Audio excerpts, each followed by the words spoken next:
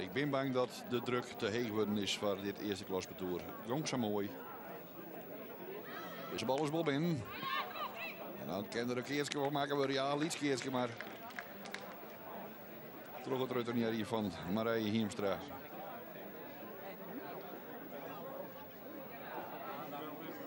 En op de stand van 5 eerste gelijk en 6 lezen ze nou de druk weer Del bij het betoer van Ilse Noorman. Terug haar op de stuit te zetten.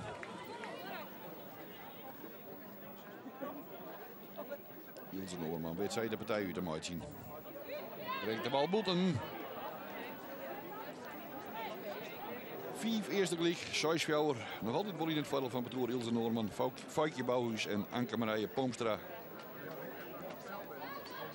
Of zullen we nou voor een zien de tweede partij van deze dag al een volle telegraaf krijgen. Alles onder hang. De druk loopt nog zelfs bij Ilse Noorman.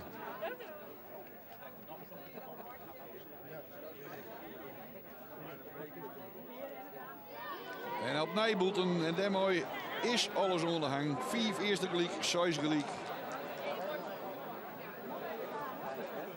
Ja, correct op tijd is dat keertje behouden voor terug het betoer van Marije Hiemstra bij Trossenooy het perk te komen. En dan brengen ze de druk op de orenkant. En het ligt erop dat Ilse Noorman er eventjes net meer mee omgaan kan. 2 perkmissers op rij. En daar mooi 4 eerste gelijk en 6 gelijk.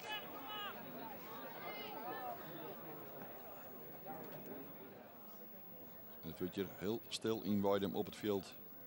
Ilse Noorman. Die bal is erin. En die bal die geeft Boppen. Ja, Mariska Hoogland maakt de partij uit mooi een bobbenslag. En het zeer er lang net nu uit. 3 om hier achter. En dan 4 om jou ervoor. En dan 4 eerste gelijk en 6 achter. En dan het uitmaatje. De verrassing is derde. Marije Hiemstra, Mariska Hoogland en William Sibrandi. Zij winnen met 4 eerste gelijk en 6 gelijk. Van Ilse Noorman, Foutje Bouwhuis en Anke Marije Poomstra.